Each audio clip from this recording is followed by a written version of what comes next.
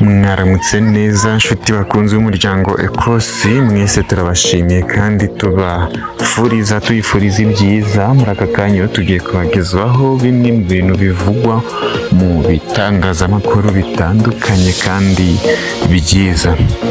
Reka duhere kuri iyi nkuru ishimishije cyane hano mu Rwanda, aho imisoro imwe n'imwe yagabanyijwe mu ngengo y'imari y'ibihumbi 2025 kugera mu bihumbi 2026. Iyi ni inkuru dukesha mugenzi wacu ukorera kuri Kigali Today Ephraim Ndabikwi, aho inkuru ivuga ko Minisiteri y'Imari n'Igenamigambi izwi nka Minecofin yatangaje ko mu rwego rwo gufasha abaturage guhaha no guteza imbere ibikorerwa mu Rwanda, hari impinduka zabaye ku misoro yari iteganyijwe kuzamurwa mu mwaka w'ingengo y'imari 2025 kugera mu 2026.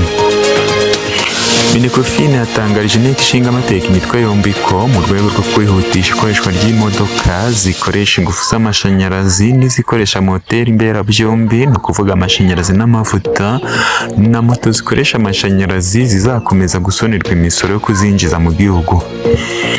Naho mu rwego rwo gukomeza gufasha abinjiza imodoka zihenze zizifashishwa mu gutwara abashyitsi bakomeye, kubera ko u Rwanda rushyize imbere ubukerarugendo bushingiye ku kwakira inama mpuzamahanga, imodoka zifite agaciro kari hejuru y'ibihumbi 60 by'amadolari zizoroherezwa imisoro.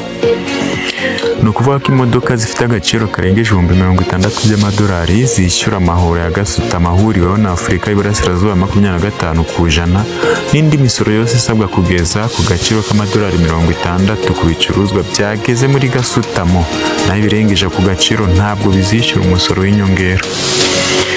Umuceri utumizwa hanze uzishyura umusoro wa 45% aho kuba 70%, naho ingano zitumizwa hanze nta mahoro zizishyura mu gihe zishyura ku musoro wa 35%. Isukari zishyura umusoro wa 25% aho kuba 100%, naho ibitumizwa hanze bigurishirizwa mu maguriro y'inzego z'umutekano byasonewe umusoro mu gihe byari kuzajya byishyura 25%. Imashini zikora imihanda zasoneye imisoro mu gihe zari kuzajya zishyura 10%.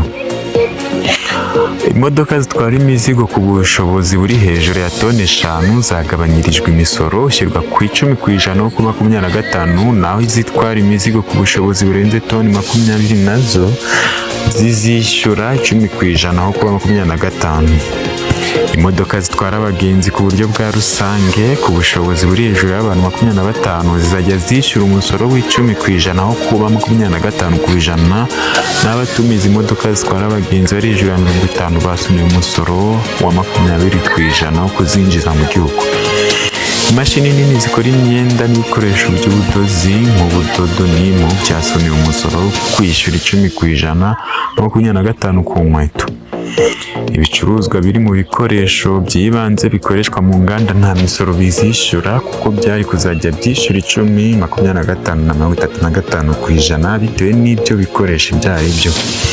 Ibikoresho byifashishwa mu guhererekanya amafaranga mu buryo bw'ikoranabuhanga nta misoro bizishyura mu gihe byari kwishyura 25%.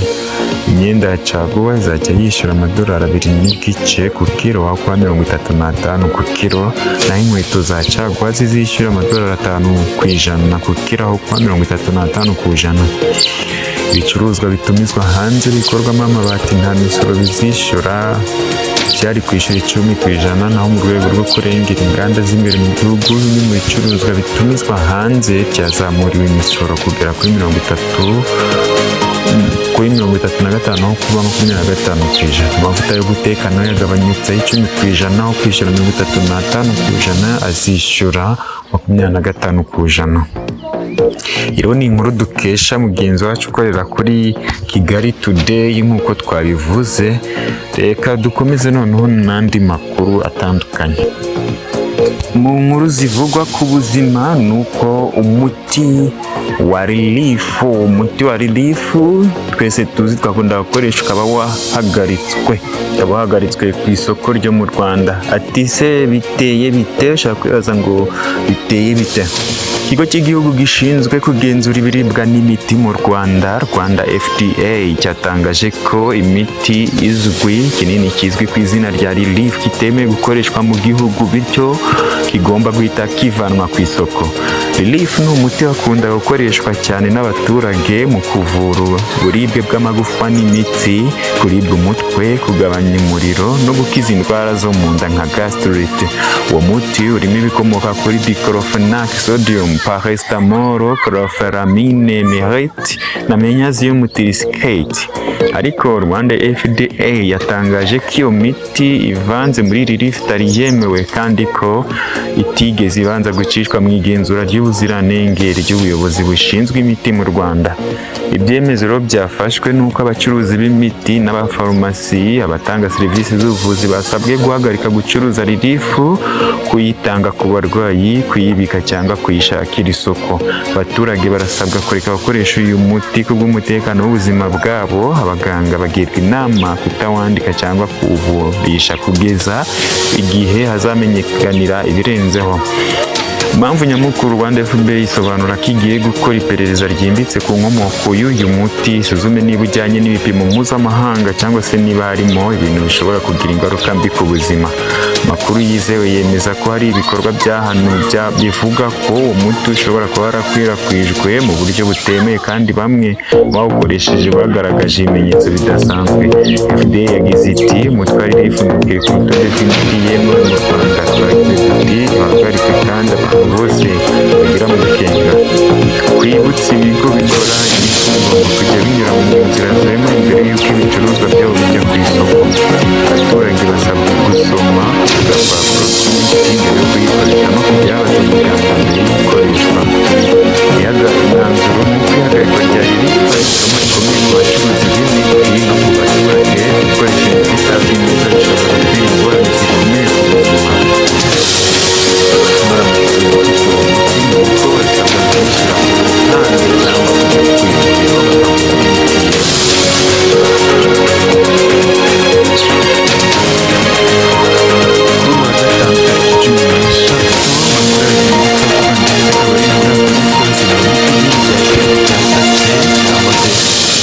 Intambara ku gihugu cya Iran, aho Isirayeli yarashe ibitero bitandukanye cyane cyane igambiriye gusenya gahunda ya nucleaire ya Iran.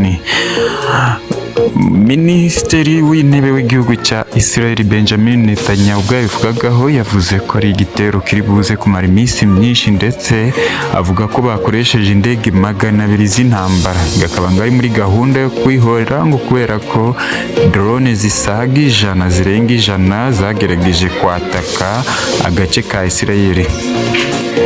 Muri iki gitero rero hakaba bivugwa ko hapfiremo abayobozi bakomeye b'igisirikare nka General Hossein Salami, umuyobozi mukuru wa Iran's Revolution Guard, akaba yiciwemo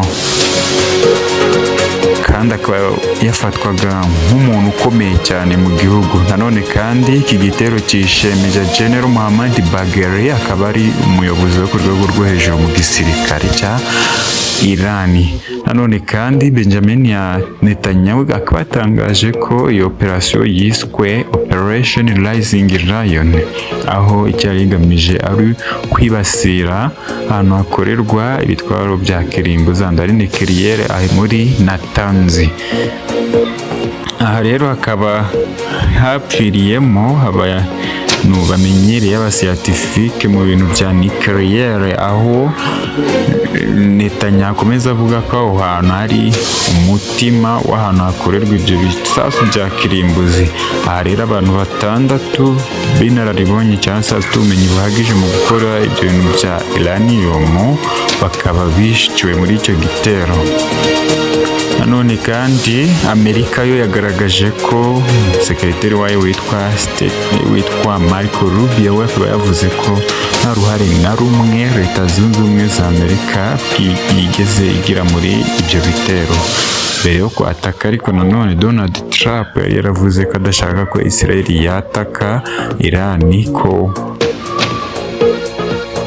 kuko ibiganiro kuri gahunda yo guhagarika gukora ibitwaro bya kirimbuzi nk'uko Iran bisabwa na Leta Zunze Ubumwe za Amerika byari bigikomeje.